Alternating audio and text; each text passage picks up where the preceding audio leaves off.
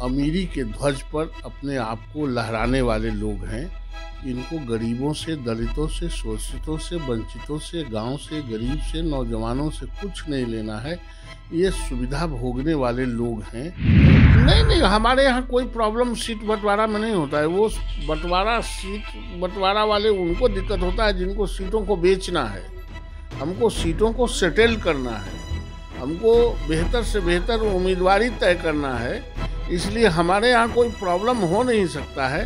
Problem किसी के यहाँ होगा, जिनको सीटों को बेचना है, इधर उधर सेटल करना है, उनको प्रॉब्लम हो सकता है। हमारे यहाँ कोई प्रॉब्लम न कभी हुआ है और न होगा। नमस्कार, न्यूज फाउंडेशन देख रहे हैं। मैं हूं आपके साथ वंदना। नेता प्रतिपक्ष तेजस्वी यादव कहते हैं हम गरीबों की आवाज उठाते हैं, लेकिन खुद चार्टर प्लेन से, ये स्पेशल विमान से पहले पटना से हैदराबाद जाते हैं। हैदराबाद में पार्टी शार्टी होती है, फिर उसके बाद में वो दिल्ली जाते हैं। और जब बात आती है राजनीति की, तो राजनीति में वो ये सक्रिय होकर कहते हैं कि हम गरीबों की आवाज़ उठाते हैं। हमारे साथ बात करने के लिए बीजेपी एमएलसी नवल किशोर यादव, और इनसे मेरा सवाल है, कैसे देख रहे हैं इसको?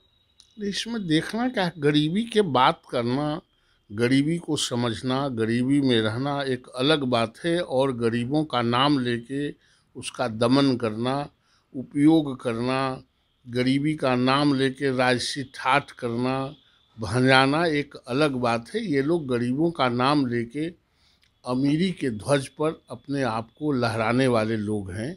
इनको गरीबों से, दलितों से, शोषितों से, वंचितों से, गांव से, गरीब से, नौजवानों से कुछ नहीं लेना है।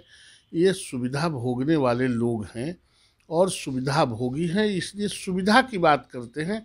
और जिस किसी का नाम लेते हैं वो सुविधा भोगने के लिए नाम लेते हैं, उसके उद्धार के लिए नहीं, बल्कि अपने उद्धार के दृष्टिकोण से ये काम करते हैं। यही इसका परिणाम है। नवल जी, कुछ आपकी पार्टी में भी आजकल खींचतान शुरू है सीटों को लेकर। यूपी में चुनाव है, बिहार में भी एमएलसी का चुनाव है, काफी खींचतान देखी जा रही है। कैसे सुलह करेंगे आप लोग इसको? नहीं, पार्टी है, इतनी बड़ी पार्टी है, इतना बड़ा वर्कर है, तो सबका क्लेम हो ही सकता है। सब कोई क्लेम करता है, इसी उम्मीद से जीता है कि कल हमको अवसर मिलेगा। तो ये तो अच्छी बात है कि जो बड़ी पार्टियां हैं और जो जिनके बड़े वर्कर हैं, काम करने वाले, उसमें खींचतान होता है। लेकिन जो आला कमान का अंतिम निर्णय होता है वो हमारे पार्टी में सबको मान्य होता है। लेकिन जब तक निर्णय नहीं होता है, अपनी दावेदारी तो करेगा ही। लेकिन तो यूपी चुनाव की तारीख का ऐलान भी हो चुका है, अब समय भी बहुत नज़दीक आ चुका है, तो कैसे अब इसको आप लोग देख रहे हैं? नहीं, हमारे यहाँ कोई प्रॉब्लम सीट बंटवारा में नहीं होता है। वो सीट बंटवारा वाले उनको दिक्कत होता है जिनको सीटों को बेचना है। हमको सीटों को सेटल करना है, हमको बेहतर से बेहतर उम्मीदवारी तय करना है। इसलिए हमारे यहाँ कोई प्रॉब्लम हो नहीं सकता है। प्रॉब्लम किसी के यहाँ होगा, जिनको सीटों को बेचना है, इधर उधर सेटल करना है, उनको प्रॉब्लम हो सकता है। हमारे यहाँ कोई प्रॉब्लम न कभी हुआ है और न होगा।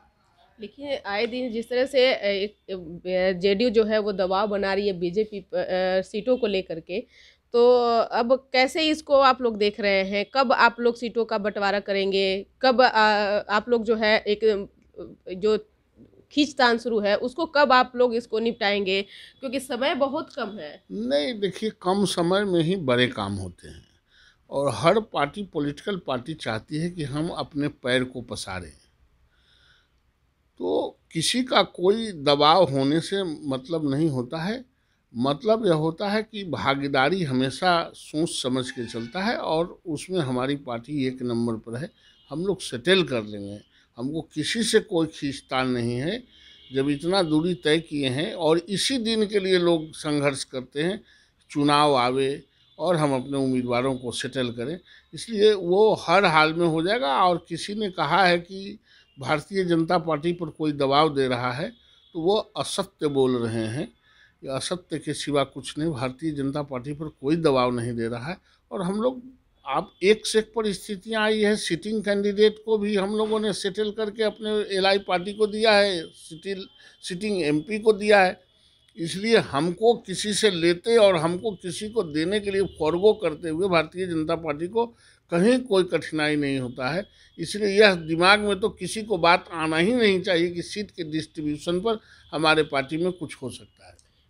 बिहार में एनडीए में शामिल हैं, मुकेश सहनी भी एक दल शामिल हैं, वो भी अब इधर यूपी चुनाव को लेकर के काफ़ी प्रचार प्रसार में जुटे हुए हैं। सीटों पर चुनाव लड़ने का भी उन्होंने ऐलान कर दिया है। क्या प्रभाव पड़ेगा, कितना असर पड़ सकता है? देखिए, भारतीय जनता पार्टी का अपना वोट है, अपना वर्कर है। किसी के लड़ने से हमारा एक वोट पर असर नहीं पड़ने वाला है।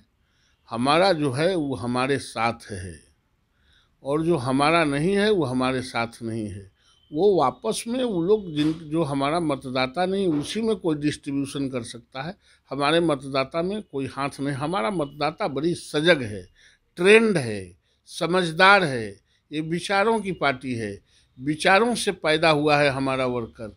हमारा वर्कर घर घर से उठा लेने, समझा लेने और वोट करा लेने का मदा रखता है।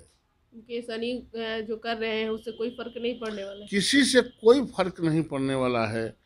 भारतीय जनता पार्टी का अपना मतदाता है और अपना वर्कर है। जेडीयू के राष्ट्रीय अध्यक्ष ललन सिंह ने एक वक्तव्य दिए हैं कि जो पद्मश्री दिया गया है कुछ लोगों को, उससे वापस ले लीजिए, क्योंकि उनको वो सम्मान देने के लायक नहीं है। ये मैं नहीं जानता हूँ किनको पद्मश्री मिला है, और जिन बातों को मैं नहीं जानता हूँ उस पर मैं चर्चा नहीं करता हूँ। बहुत ईमानदारी से मैं उन लोगों को नहीं जानता हूँ कि किनको पद्मश्री मिला है और कौन पद्मश्री के लायक नहीं थे और पद्मश्री मिल गया। इसके बारे में मुझे कोई जानकारी नहीं है। वो तो कैसे, तो आप सुन रहे थे कि क्या कुछ कह रहे थे बीजेपी एमएलसी नवल किशोर यादव। उन्होंने साफ तौर से कह दिए हैं कि एनडीए एकजुट है और एनडीए में सीटों को लेकर के कोई खींचतान नहीं है। समय रहते सब कुछ हो जाएगा और जिसका जो हक है वो मिलकर रहेगा। इसका और बस इतना ही। बने रहिए न्यूज़ फाउंडेशन के साथ। अब तक के हमारे चैनल को सब्सक्राइब नहीं किया तो कर लीजिए। धन्यवाद।